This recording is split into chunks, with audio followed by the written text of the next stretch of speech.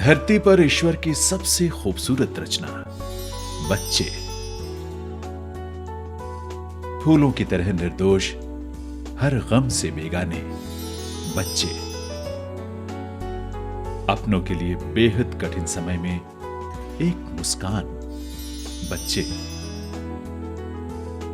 और एक लंबी गर्म सांस जो पिघला देते हैं एकाकीपन का बर्फ बच्चे। ये उपमाएं एक सपने की तरह लगती हैं जब हमारा सामना उस संसार से होता है जब बचपन कभी हाथ में चाय की केतली थामे नन्हे कदमों से सड़क पार करने की जद्दोजहद में दिखता है, तो कभी होटलों ढाबों में मेज साफ करते, तो कभी घरों में जाड़े की ठिठुरती सुबहों में कपकपाते हाथों से बर्तन मांजते, कभी कचरे के डिब्बों में पॉलिथीन की थैलियां ढूंढते, तो कभी कबाड़ की ढेर में अपनी पहचान तलाशते। छोटू, कृष्णा, मन्नू, मुन्ना, चंदू, रहीम, अनवर, बेला, छुटकी नामों का एक जंगल यहां भी मौजूद है, लेकिन इन सभी नामों की पहचान बस एक ही है, बाल श्रमिक, बाल मजदूर। बच्चों से श्रम, बच्चों से मजदूरी। कितना मुश्किल होता है इन लफ्जों को लिखना या बोलना, लेकिन शायद सच लिखना या बोलना उतना ही जरूरी है जितना जरूरी है सभ्य समाज के माथे से बाल श्रम के काले धब्बे को हमेशा हमेशा के लिए मिटा देना। जब कोई श्रम स्वतंत्रता के साथ खेलने, कूदने, सीखने, समझने और आराम के अवसर छीन ले, तब वो बचपन के खिलाफ हो जाता है। यही बाल श्रम है। बाल श्रम का मतलब ऐसे कार्य से है जिसमें कि कार्य करने वाला व्यक्ति कानून द्वारा निर्धारित आयु सीमा से छोटा होता है। संविधान के अनुच्छेद 24 के अनुसार 14 वर्ष से कम उम्र के बच्चों को किसी प्रकार के जोखिम भरे कार्य में लगाया जाना प्रतिबंधित है।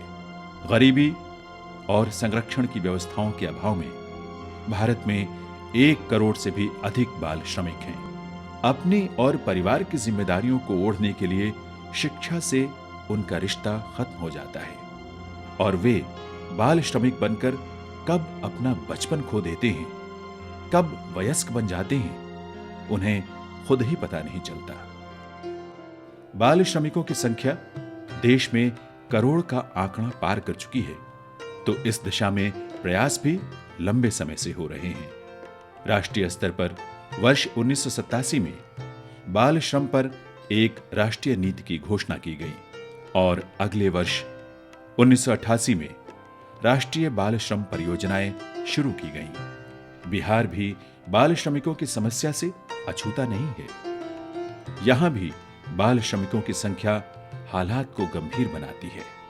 सरकार का, हमारा और हमारे समाज का ये जिम्मेवारी है कि कम उम्र के बच्चों से, चाहे हानिकारक इंडस्ट्री हो, चाहे किसी भी तरह का काम हो, ईंट भट्टा में हो या फिर घरेलू काम में हो, चाहे ढाबा की दुकान में हो, जहाँ भी हो, गार्जियन के कंसेंट से हो या फिर बिना गार्जियन की कंसेंट से हो, लेकिन किसी भी हालत में बाल श्रम को स्वीकार नहीं किया जा सकता है।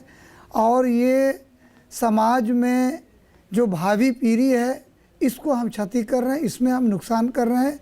इसीलिए हम सबको मिलकर के इसको रोकना पड़ेगा और सरकार इसके लिए सतत प्रयत्नशील है। हमारा बिहार वर्ष 1999 में बाल श्रमिक आयोग गठित करने वाला देश का पहला राज्य है। राज्य में बाल श्रम की समस्या की गंभीरता के मद्देनजर आयोग में अध्यक्ष, उपाध्यक्ष के अतिरिक्त 20 सदस्यों की एक टीम है जो बाल श्रम को रोकने, बाल श्रमिकों के पुनर्वास एवं समाज में जागरूकता फैलाने की हर संभव कोशिश में लगी है।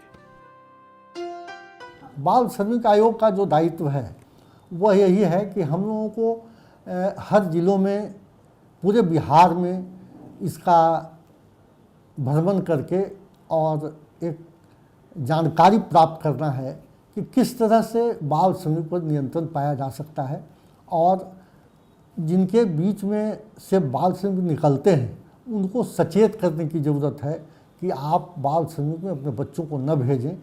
अपने बच्चों को सरकार की जो सरकारी योजना है उससे लाभ लेकर के अपने बच्चों को शिक्षित करें, वोकेशनल ट्रेनिंग दिलाएं और सही रास्ता पर चलने के लिए उसको मार्ग प्रशस्त करने के लिए हम लोग उनको बताएं।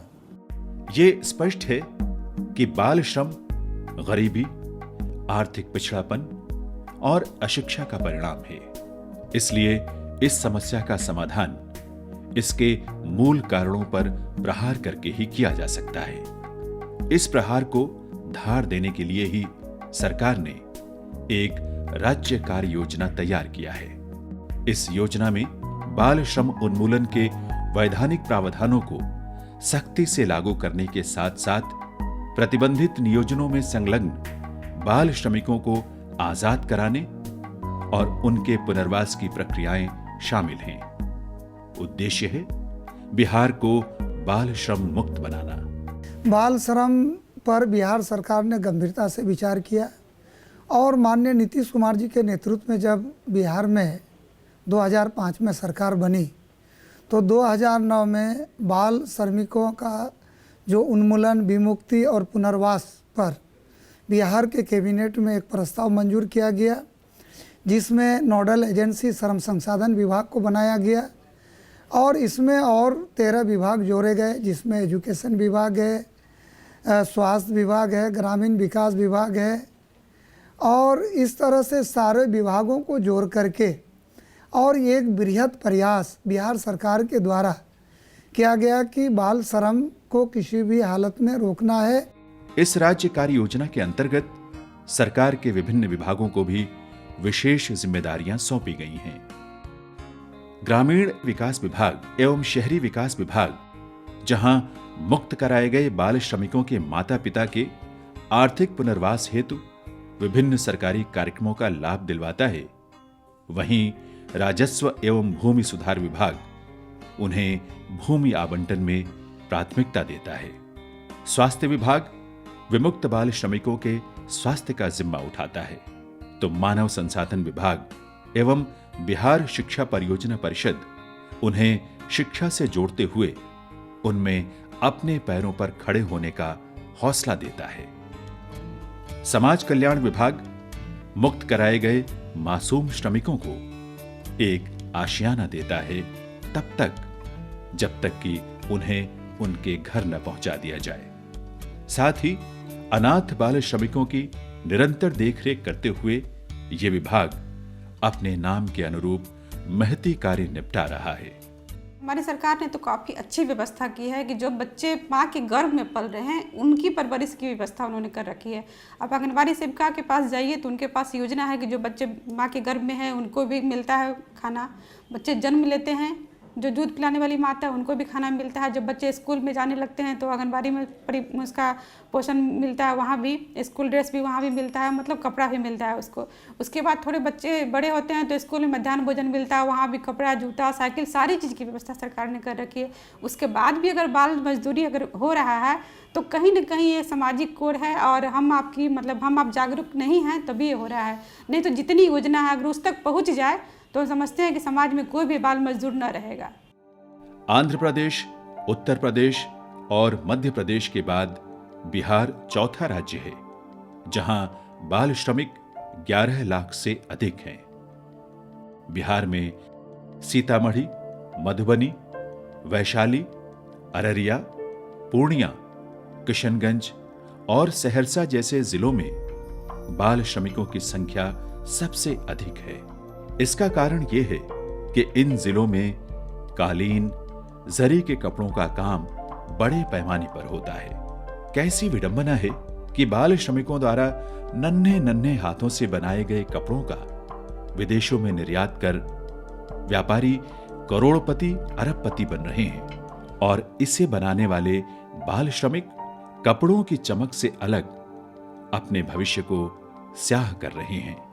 अब जरा बच्चों को मजदूर बनाने वालों के तर्क सुनिए।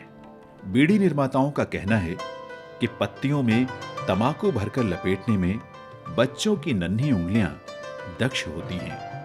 वहीं ईंट निर्माताओं का कहना है कि कच्ची ईंटों को उलट पुलट कर सुखाने के काम के लिए बच्चे बेहतर साबित होते हैं। उनकी नर्म उंगलियों से दबाव नहीं पड़ता और ईंटों की सूरत खराब नहीं होती।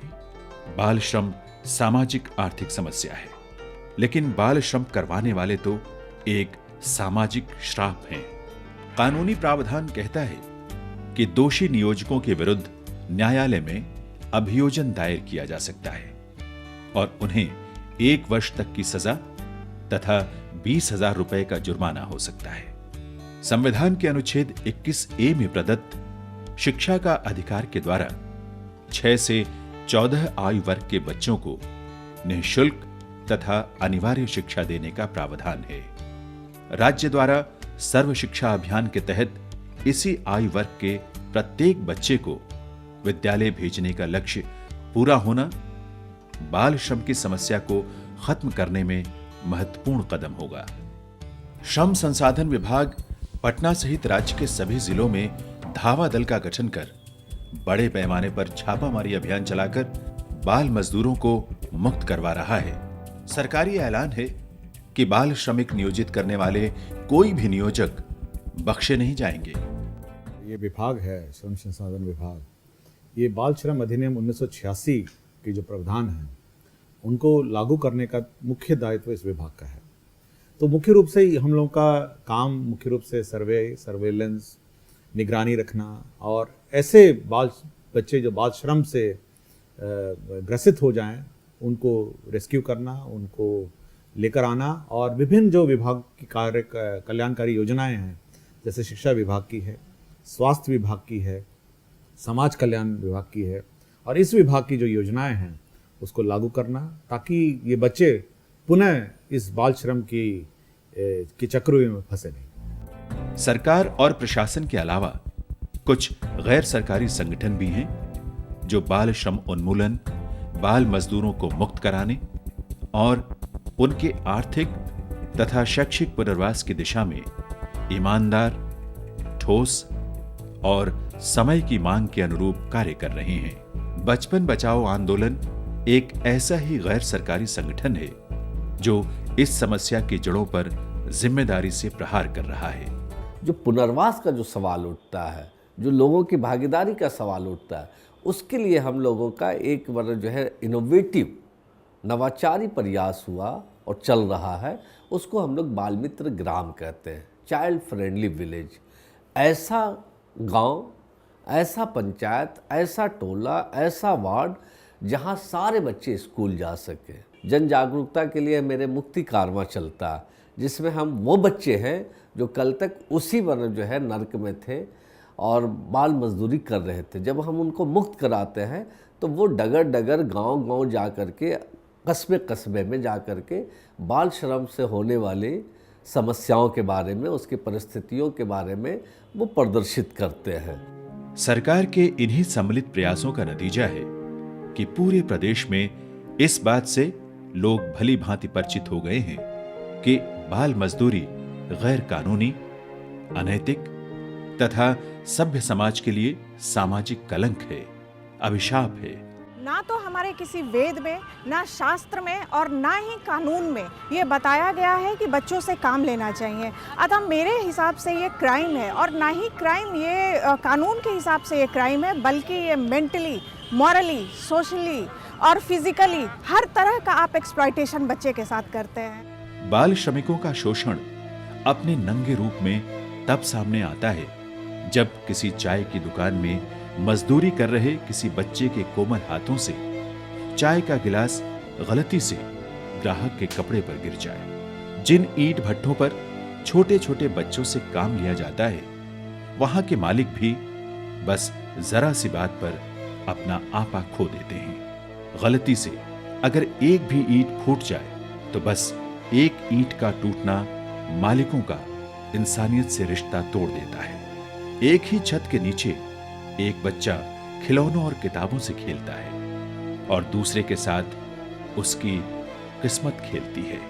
घर के भीतर भी जब बाल मजदूरों के साथ दोयम दर्जे का व्यवहार होता है तो ऐसी स्थिति गंभीर सवालों को जन्म देती है। कार्यस्थलों पर तिरस्कार, न्यूनतम मजदूरी भी ना मिलना, लड़कियों का यौन शोषण, ऊपर से काम ही काम, कोई मनोरंजन नहीं, कोई आराम नहीं। समाज से कैसा संदेश लेकर बड़े हो रहे हैं ये बच्चे? सोचना उन मां बाप को भी है जो गरीबी और बदहाली से तंग आकर अपने बच्चों के बचपन का सौदा कर रहे हैं। बाल श्रम से परिवारों को आय स्रोतों का केवल एक रेशा प्राप्त होता है और उस एक रेशे के लिए बच्चों का भविष्य तार तार हो जाता है। बच्चों की मुस्कुराहट में ही मां बाप के जीवन का सारांश छिपा होता है, लेकिन यहां न तो सार है न ही अंश। जब तक परिवार इस चीज़ को पूर्ण रूप से नहीं समझेंगे, तब तक जितने भी हम कार्रवाई करें चाइल्ड लेबर निर्मूलन के लिए, जितने भी योजनाएं बनाएं, वो सफल नहीं हो पाएगा। क्योंकि जब तक परिवार अपने बच्चों को नहीं अपनाता है या चाइल्ड लेबर के जो दुष्प्रभाव है उसके बारे में परिवार नहीं समझ पाते हैं, तब तक उनको पता ही नहीं चलेगा कि ये कितना बड़ा इससे पूरे समाज में, पूरे देश में कितना बड़ा अन्याय बच्चों के प्रति हो रहा है। और we are going to lose one generation. था जब मैं नवादा में डीएम थी 2001 और 2003 के बीच में, और ये एक्सपेरिमेंट हम लोगों ने 100 डेज़ में किया था। कुछ अवेयरनेस कैंपेन्स चलाए थे, कुछ कला जत्था चलाए थे, कुछ नुक्कड़ नाटक चलाए थे, और हिस्सों में पंचायत गांव जा कर के हम लोग इस तरह के अवेयरनेस कैंपेन्स चलाई। और जो भी छोटे मोटे कारोबारों में जो बच्चों को लगाया गया था, उन सभी को हम लोगों ने वापस ले लिया और बच्चों को स्कूल्स में एडमिशन कराया। तो बहुत बड़ा प्रोग्राम हुआ था एंड एवरीबडी हैज़ अप्रिशिएटेड। उसी दिन कैलाश सत्यार्थी जी ने हम लोगों को बताया कि ये इस तरह का अनोखा जो पहल हुआ है वो पूरे देश में पहले बार हुआ है, और हिसुआ को उस दिन बाल श्रम मुक्त ब्लॉक के रूप में घोषित किया गया था। सरकार के प्रयासों के परिणाम भी सामने आ रहे हैं। बाल श्रमिक मुक्त होकर अपने घर या पुनर्वास केंद्रों में पहुंच रहे हैं, जहां से उनके कदम जिंदगी की ओर चल पड़े हैं। बच्चों को श्रमिक बनाने वाले नियोक्ता भी अब खौफ खा रहे हैं। त्रिस्तरीय पंचायती राज को भी बिहार ने यह अधिकार दिया है कि वो भी अगर उसके क्षेत्र अंतर्गत चाइल्ड लेबर काम कर रहे हैं तो उसको भी पकड़ करके और वो भी कार्रवाई के लिए अनुशंसा कर सकते हैं। तो इसका एक अच्छा परिणाम बिहार में आ रहा है, और मुझे विश्वास है कि आने वाला दिन में बिहार बाल श्रमिक मुक्त राज्य होगा। लेकिन ये बच्चे सिर्फ सरकार के बच्चे नहीं हैं, ये समाज के भी बच्चे हैं। हम भी अपने कर्तव्यों से मुंह नहीं मोड़ सकते।